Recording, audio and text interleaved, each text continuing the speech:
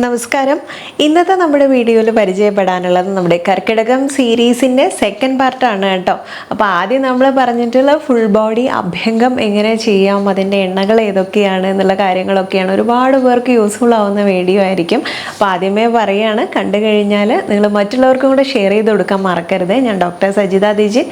അപ്പോൾ ഇന്ന് നമുക്ക് ആയുർവേദത്തിലെ ശിരോ അഭ്യംഗത്തിൻ്റെ ഗുണങ്ങളെ കുറിച്ചിട്ടാണ് പറയുന്നത്. ഇത് ആർക്കൊക്കെ ചെയ്യാം, അല്ലെങ്കിൽ നിങ്ങളുടെ ചില ആരോഗ്യസ്ഥിതികൾക്ക് ഏത് എണ്ണയാണ് ചൂസ് ചെയ്യേണ്ടത് എന്നുള്ള വീഡിയോ ആണ് കേട്ടോ അന്നത്തേത്. ഇതിൽ പ്രത്യേകം ശ്രദ്ധിക്കേണ്ടത്, നിങ്ങൾക്ക് ഓരോരുത്തർക്കും ഓരോ ശരീരപ്രകൃതി ആയിരിക്കും, ഓരോ അസുഖങ്ങളായിരിക്കും. അപ്പോൾ അടുത്തുള്ള ഒരു ആയുർവേദ ഡോക്ടറെ കണ്ടിട്ട് ഏതെണ്ണ വേണം എന്നുള്ളത് കറക്റ്റായിട്ടുള്ള ഒരു ആൻസർ നിങ്ങൾക്ക് കിട്ടിക്കഴിഞ്ഞാൽ നിങ്ങൾക്ക് ആ ഒരു പ്രശ്നത്തിനെ മുഴുവനായിട്ട് പരിഹരിക്കാൻ വേണ്ടി സാധിക്കും എന്നുള്ളതാണ്. ശിരോ അഭ്യംഗം എന്നുള്ളത് നമുക്ക് മനസ്സിനും ശരീരത്തിനും ഒരു കുളിർമ തരുന്നതും അല്ലെങ്കിൽ ഒരു റിലാക്സേഷൻ തരുന്നതുമായിട്ടുള്ള ഒരു പ്രോസസ്സാണെന്ന് മാത്രം തെറ്റിദ്ധരിക്കരുതേ. കാരണം ഒരുപാടേറെ ആരോഗ്യസ്ഥിതിക്ക് അല്ലെങ്കിൽ ഒരുപാടേറെ അസുഖങ്ങൾക്കുള്ള ഒരു സൊല്യൂഷൻ കൂടിയാണ്. സൈക്കോസോമാറ്റിക് ഡിസോർഡേഴ്സ് ഒക്കെ ഉണ്ടാവും. അത്രയും ആളുകൾക്കൊക്കെ തന്നെ വളരെ യൂസ്ഫുൾ ആയിട്ടുള്ള ഒരു ട്രീറ്റ്മെൻറ്റ് കൂടിയാണ് ഡെയിലി നമുക്ക് ഹെഡ് മസാജ് ചെയ്തിട്ടുള്ള കുളി എന്ന് പറയുന്നത്. ഇത് നമ്മുടെ സെൻസ് ഓർഗൻസിനെയൊക്കെ തന്നെ നല്ല ടോൺ ചെയ്ത് ആക്റ്റീവായിട്ട് നിർത്താനൊക്കെ സഹായിക്കുന്നുണ്ട്. അതുവഴി തന്നെ എല്ലാ നാഡീ ഞരമ്പുകളിലേക്കൊക്കെ നല്ല രക്തപ്രവാഹം നടത്താനും ആ മസാജ് വഴി സർക്കുലേഷൻ കൂട്ടുന്നത് കൊണ്ടും ഓക്സിജൻ സപ്ലൈ ഉള്ളത് കൊണ്ടും ഒക്കെ തന്നെ നമ്മുടെ അവയവങ്ങളെ എല്ലാം തന്നെ നിയന്ത്രിക്കാനും നല്ല ഹെൽത്തി ആക്കി വെക്കാനും നല്ല ഉറക്കം ലഭിക്കാനും അങ്ങനെയുള്ള ഒരുപാടേറെ ആരോഗ്യ ഗുണങ്ങൾ കൂടെ ഉണ്ട്. ആയുർവേദത്തിൽ നമ്മുടെ ഒരു ശരീരത്തെ തന്നെ വിപരീത വൃക്ഷം എന്നാണ് വിശേഷിപ്പിക്കുന്നത്.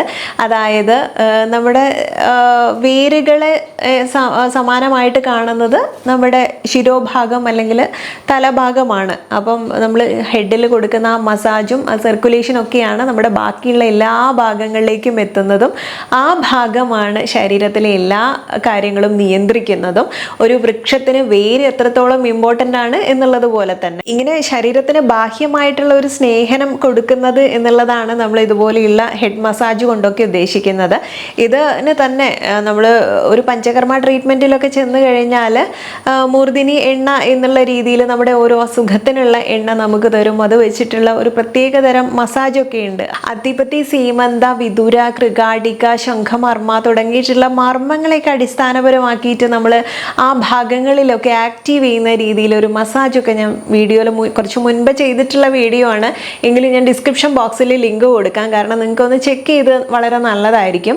അപ്പോൾ അത്തരം ഭാഗങ്ങളെയൊക്കെ മർമ്മസ്ഥാനങ്ങളെ ഒന്ന് ആക്റ്റീവ് ചെയ്യുന്നത് വഴി നമുക്ക് മുടി കൊഴിച്ചിൽ പ്രശ്നങ്ങളൊക്കെ ഉണ്ടെങ്കിൽ അത് അകറ്റാനും നല്ല ആരോഗ്യത്തോടെയുള്ള മുടി വളർത്താനും ഒക്കെ സഹായിക്കുന്നുണ്ട്. പിന്നെ ചില തലവേദനകളൊക്കെ ഇല്ലാതാക്കാനും ഒക്കെ നമുക്കിത് സഹായിക്കും. അതുപോലെ തന്നെ നമ്മൾ ഓവറോൾ ബോഡി മസാജ് ചെയ്തിട്ട് ദേഹം മുഴുവൻ എണ്ണ തേച്ചുള്ള അഭ്യംഗത്തെക്കുറിച്ചും ഈ ശിരോ അഭ്യംഗത്തെക്കുറിച്ചൊക്കെ നിങ്ങൾ അറിഞ്ഞു കഴിഞ്ഞാലും ഇത് ആർക്കൊക്കെ ചെയ്യാൻ പാടില്ല എന്നുള്ള കാര്യം ഞാൻ മെൻഷൻ ചെയ്യാൻ കഴിഞ്ഞ വീഡിയോയിലും വിട്ടുപോയിട്ടുണ്ടായിരുന്നു. വർജോ അഭ്യംഗ കഫഗ്രസ്ത കൃത സംശുദ്ധ്യ ജീർണിഭിഹി എന്നുള്ളതാണ്. അതായത് നമുക്ക് അജീർണമുള്ള അവസ്ഥയിൽ അല്ലെങ്കിൽ കഫദോഷം കൂടി ഇരിക്കുന്ന അവസ്ഥയിൽ ഇതുപോലുള്ള ചില അവസ്ഥകളിലും അതുപോലെ ഭക്ഷണം കഴിച്ച ഉടനെ നമുക്കത് ദഹന വ്യവസ്ഥയൊക്കെ തന്നെ നടക്കുന്നേ ഉണ്ടാവുകയുള്ളൂ. ആ ഫുഡ് ദഹിച്ചിട്ടുണ്ടാവില്ല. അതിന് ആ സമയങ്ങളിലൊന്നും നമ്മൾ ഇതുപോലെ കുളിക്കരുത് എന്നുള്ളത് തന്നെയാണ് പറയുന്നത്. തല നനച്ചായാലും ദേഹമായാലും ആ സമയത്ത് ഒരു കുളി നിഷിദ്ധമാണ്. നിത്യം സ്നേഹാർദ്ദ ശിരസഹ ശിരശൂലം ച ന ജായേത് എന്നുള്ളതും ഈ ഒരു നമ്മുടെ എണ്ണ തേച്ച് തലയിൽ എണ്ണ തേച്ച് കുളിക്കുന്നതിനെ കുറിച്ചാണ് പറയുന്നത്. നിത്യേന ഈ ഒരു സ്നേഹനം നമ്മുടെ ശരീരത്തിന് കൊടുക്കുന്നത് കൊണ്ടുണ്ടാവുന്ന ആരോഗ്യ ഗുണങ്ങളെ കുറിച്ചിട്ടാണ് പറയുന്നത്.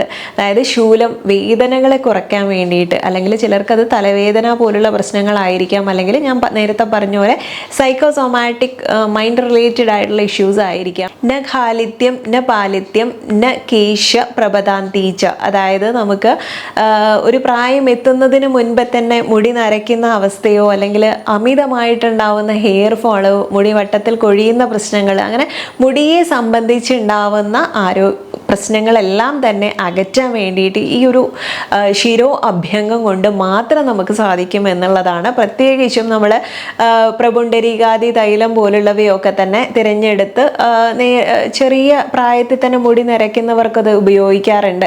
അതുമാത്രമല്ല അമിതമായിട്ട് ഡാൻഡ്രഫ്, താരൻ പോലുള്ള പ്രശ്നങ്ങളൊക്കെ ഉള്ളവരാണെങ്കിൽ അത് നമ്മുടെ ഒരു സ്കാൽപ്പിൻ്റെ സ്ഥിതിയൊക്കെ നോക്കിയിട്ട് ദുർദൂര പത്രാതി ഗീര തൈലം പോലുള്ളവയൊക്കെ ഉപയോഗിക്കാറുണ്ട്. അതായത് നല്ല താരനും ക്രോണിക് കോൾഡ് വളരെ അസഹ്യമായിട്ടിരിക്കുന്ന അവസ്ഥയിലൊക്കെ തന്നെ വിൽവോപത്രാദി തൈലം ഉപയോഗിക്കാറുണ്ട്. തലവേദനയുള്ളവർക്ക് ഭൃംഗ ആമലകാദി തൈലം, അതുപോലെ നല്ല മുടി കൊഴിച്ചുള്ളവർക്ക് മാലത്യാദി തൈലം, അതുപോലെ നല്ല ഉറക്കം ലഭിക്കാനും വാത റിലേറ്റഡ് ആയിട്ടുള്ള അസുഖങ്ങൾക്കും സ്ട്രെസ് കുറയ്ക്കാനും ഒക്കെ തന്നെ ബ്രഹ്മി തൈലം, ഹിമസാഗരം, പ്രപുണ്ടരീകാദി തൈലം ഒക്കെ തന്നെ അകാലത്തിൽ മുടി നരയ്ക്കുന്നവർക്ക് പ്രീമച്യൂർ ഗ്രേയിങ്ങിന് വളരെ നല്ലതാണ്.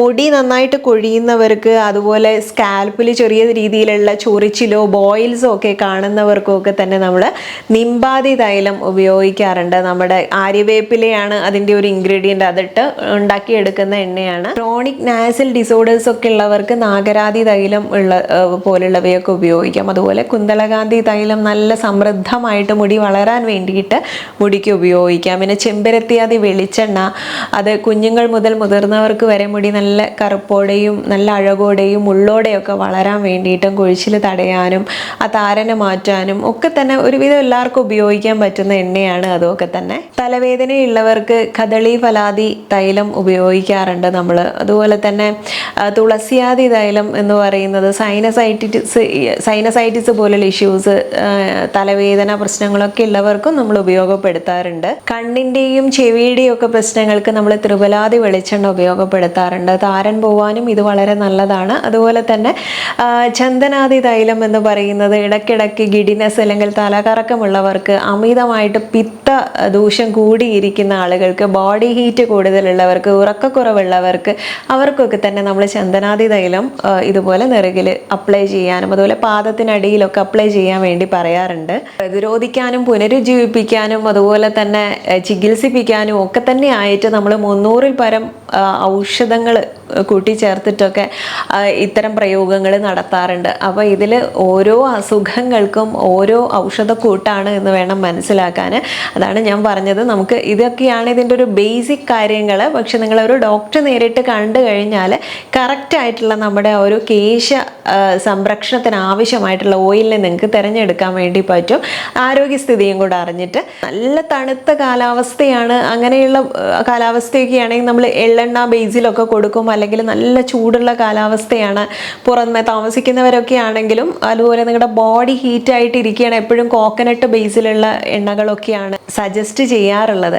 അപ്പോൾ അങ്ങനെ വളരെ മൈന്യൂട്ടായിട്ടുള്ള കാര്യങ്ങളൊക്കെ ഉണ്ടാവുള്ളൂ. എങ്കിൽ പോലും അത് നമ്മുടെ ഒരു ബോഡിക്ക് ഉതകുന്ന രീതിയിൽ നമ്മൾ ഉപയോഗിച്ച് തുടങ്ങിക്കഴിഞ്ഞാൽ ഒരു മുടി പനങ്കുര പോലെ വളർത്തുക എന്നുള്ളതല്ല ഉദ്ദേശം. നമ്മുടെ ബോഡി ഏകദേശം ഓക്കെയാണ് എന്നുണ്ടെങ്കിൽ, ആരോഗ്യസ്ഥിതി മെച്ചപ്പെട്ട് കഴിഞ്ഞാൽ അതിനനുസരിച്ച് തന്നെ മുടിക്കും കാര്യമായ വ്യത്യാസം പ്രകടമായി തുടങ്ങും. പാദപ്രകൃതിയുള്ളവർ പൊതുവെ ഡ്രൈ സ്കാൽപ്പായിട്ടുള്ളവരായിരിക്കും. അവർക്കൊക്കെ തന്നെ നമുക്ക് ഇതുപോലെ എള്ളെണ്ണ ഉപയോഗിക്കുന്നത് നല്ലതാണ്. എള്ളെണ്ണ ബേസിലോ അല്ലെങ്കിൽ നമ്മൾ കാച്ചുമ്പോൾ എള്ളെണ്ണ ചേർത്തിട്ടൊക്കെ തന്നെ ഉപയോഗിക്കുന്നത് നല്ലതായിരിക്കും. ആവണക്കെണ്ണ മിക്സ് ചെയ്തിട്ടുള്ള പലവിധ റെമഡിയൊക്കെ പറഞ്ഞിട്ടുണ്ടല്ലോ, അത് ഇത്തരം വാദപ്രകൃതി ഉള്ളവർക്കാണ് കേട്ടോ ഒന്നും കൂടെ നല്ലത്.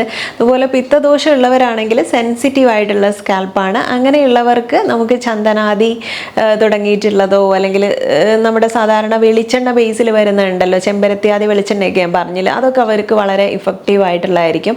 അതുപോലെ നമ്മൾ എണ്ണ കാച്ചുന്നവരാണെങ്കിലും അപ്പോൾ നമ്മുടെ സ്കാൽപ്പ് ഏതാണെന്ന് നോക്കിയിട്ട് അതിന് ഉതകുന്ന രീതിയിലുള്ള ഇൻഗ്രീഡിയൻസ് ഒക്കെ സെലക്ട് ചെയ്തിട്ട് നമുക്ക് തന്നെ തയ്യാറാക്കി എടുക്കാൻ പറ്റും. കഫപ്രകൃതിയാണെങ്കിൽ ഇതുപോലെ ഓയിലി സ്കാൽപ്പാണ്. അപ്പോൾ അങ്ങനെയുള്ളവർക്ക് കടുകെണ്ണയും നല്ലതാണ്. കടുകെണ്ണ തന്നെ വാങ്ങണമെന്നില്ല, ഇതിലുള്ള ഏത് എണ്ണയും ഉപയോഗിക്കാം. കഫപ്രകൃതിക്കാർക്ക് പൊതുവേ നമ്മൾ ഒന്നുകൂടെ ശ്രദ്ധിച്ചു കഴിഞ്ഞാൽ നന്നായിട്ട് മുടിയൊക്കെ നല്ല സ്ട്രോങ് ആയിട്ട് ഉള്ളോടെ വളരാനൊക്കെ അവർക്ക് സഹായകരമായിട്ടുള്ളതാണ്.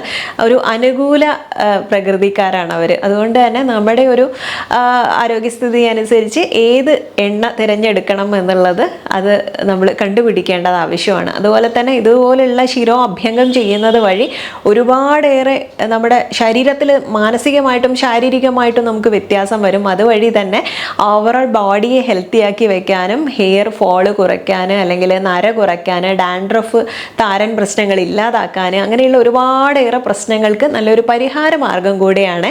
അപ്പോൾ ഇന്നത്തെ വീഡിയോ നിങ്ങൾക്ക് വളരെ യൂസ്ഫുൾ ആയിട്ടുള്ള ഒന്നായിരിക്കും. ഷെയർ ചെയ്യാൻ മറക്കില്ലല്ലോ. അപ്പോൾ നെക്സ്റ്റ് വീഡിയോയിൽ നമുക്ക് നല്ലൊരു വിഷയവുമായി വീണ്ടും കണ്ടുമുട്ടാം. നന്ദി.